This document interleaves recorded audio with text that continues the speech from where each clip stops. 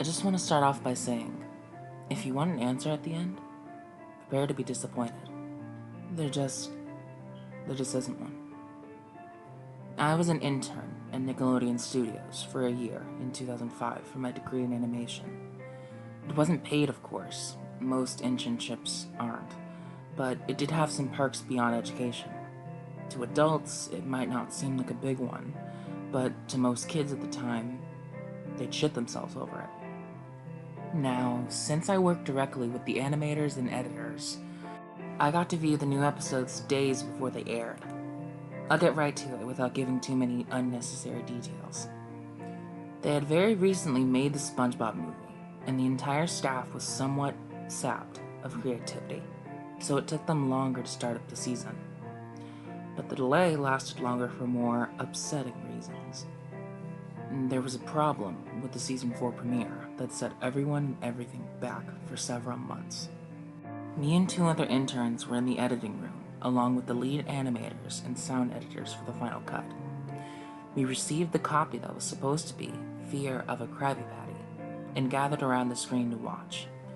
Now, given that it isn't final yet, animators often put up a mock title card, sort of an inside joke for us, with phony, oftentimes lewd titles, such as How Sex Doesn't Work, instead of Rockabye Bivalve, when SpongeBob and Patrick adopt Sea Scallop. Nothing particularly funny, but work-related chuckles. So when we saw the title card, Squidward's Suicide, we didn't think it more than a morbid joke. One of the interns did a small throat laugh at it. The happy-go-lucky music played as normal. The story began with Squidward practicing his clarinet, hitting a few sour notes like normal. We hear SpongeBob and Patrick laughing outside. Squidward stops, yelling at them down from the window to keep it down, as he has a concert that night and needs to practice. SpongeBob says okay and goes to see Sandy with Patrick. The bubble splash screen comes up and we see the ending of Squidward's concert. This is when things began to seem off. While playing, a few frames repeated themselves, but the sound doesn't. At this point, sound is synced up with the animation, so yes, that's definitely not common. But when he stops playing, the sound finishes, as if the skip never happened. There's a slight murmuring in the crowd before they begin to boo him. Not normal cartoon booing that is common in the show, but you can clearly, very clearly, hear malice in it. Squidward's in full frame and looks visibly afraid. The shot goes to the crowd, with SpongeBob in center frame, and he too is booing, very much unlike him. That isn't the oddest thing, though. What is odd is everyone had hyper-realistic eyes. Very detailed. Clearly not shots of real people's eyes, but something a bit more real than CGI. The pupils were red. Some of us looked at each other, obviously confused, but since we weren't the writers, we didn't question its appeal to children yet. The shot goes to Squidward sitting on the edge of his bed, looking very forlorn. The view out of his porthole window is of a night sky, so it isn't very long after the concert. The unsettling part is, at this point, there's no sound. Literally no sound. Not even the feedback from the speakers in the room. It's as if the speakers were turned off, though their status lights showed them working perfectly.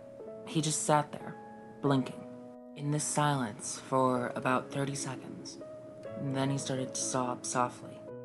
He put his tentacles over his eyes and cried quietly for a full minute more.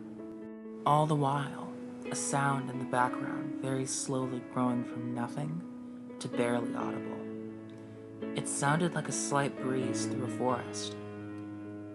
The screen slowly begins to zoom in on his face. By slow, I mean it's only noticeable if you took shots 10 seconds apart side by side. His sobbing gets louder, more full of hurt and anger. The screen then twitches a bit, as if it twists in on itself. For a split second, then it goes back to normal. The wind through the tree sound slowly gets louder and more severe, as if a storm is brewing somewhere.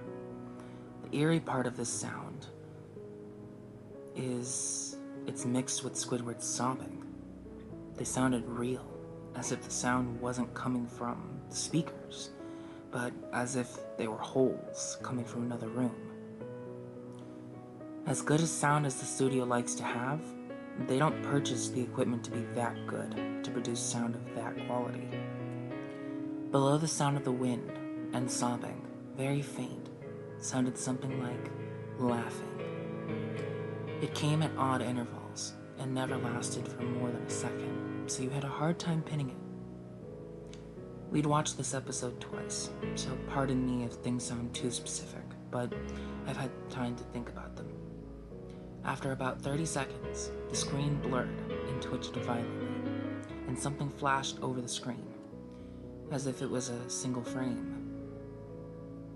The lead animators paused and rewound the footage frame by frame. What we saw was horrible. It was a still photo of a dead child.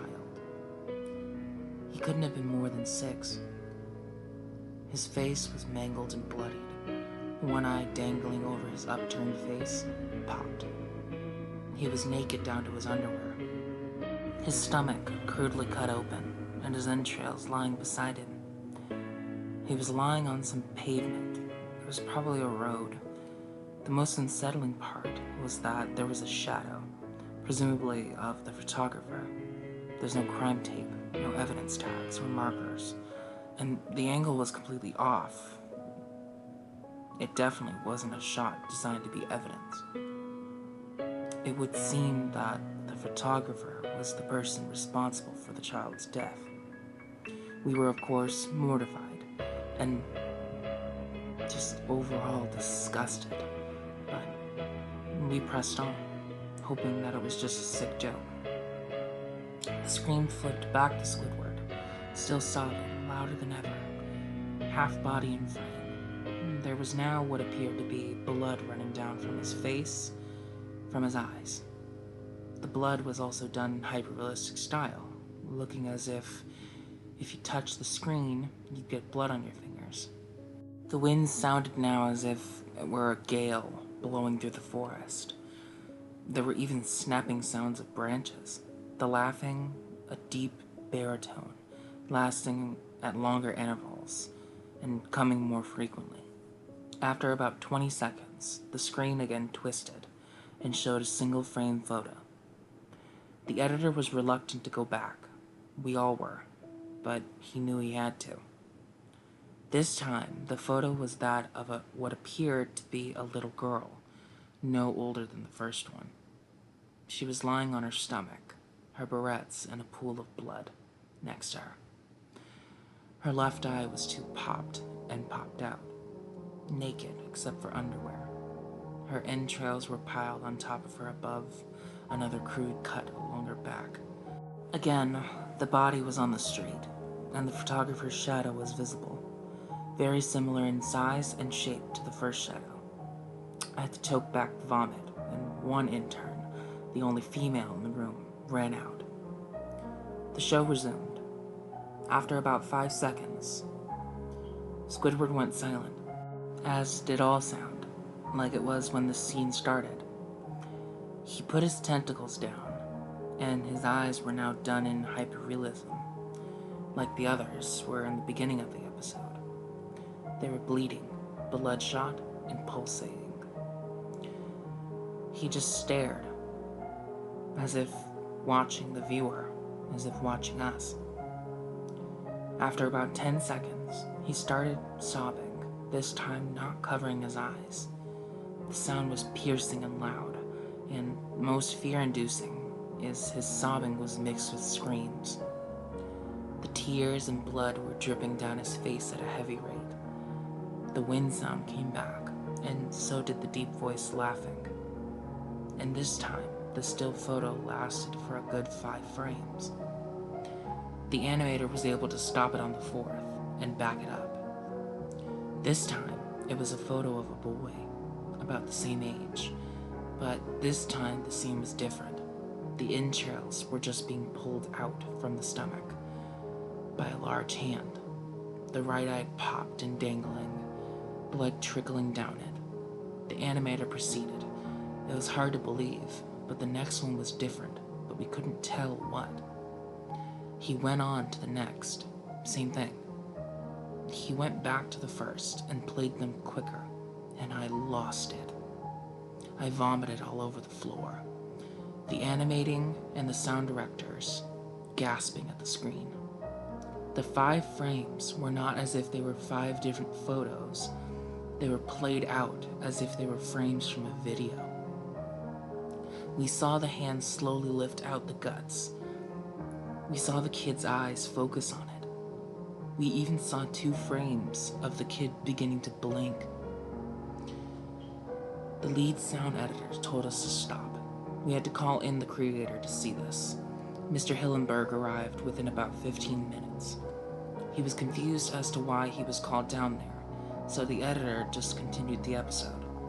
Once the few frames were shown, all screaming, all sound, again stopped. Squidward was just staring at the viewer. Full frame of the face, for about 3 seconds. The shot quickly panned out, and the deep voice said, "Do it." And we see in Squidward's hands a shotgun. He immediately puts the gun in his mouth and pulls the trigger. Realistic blood and brain matter splatters on the wall behind him, and on his bed, and he flies back with the force. The last 5 seconds of this episode shows his body on the bed, on his side, one eye dangling on what's left of his head, above the floor, staring blankly at it. Then the episode ends. Mr. Hillenberg is obviously angry at this. He demanded to know what the hell was going on. Most people left the room at this point, so it was just a handful of us to watch it again.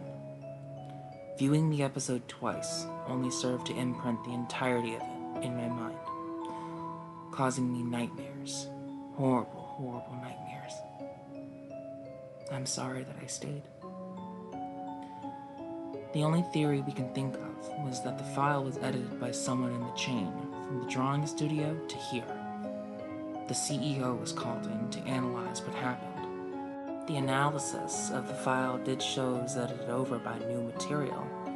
However, the timestamp of it was a mere 24 seconds before we began viewing it. All equipment involved was examined for foreign software and hardware, as well as glitches, as if the timestamp may have glitched and showed the wrong time. But everything checked out fine. We don't know what happened, and to this day, nobody does.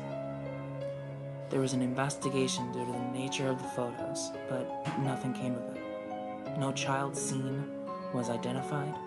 No clues were gathered from the data involved, nor any physical clues in the photos. I never believed in unexplainable phenomenon before, but now that I've had something happen to me, and I can't prove anything about it beyond anecdotal evidence, I think twice about things.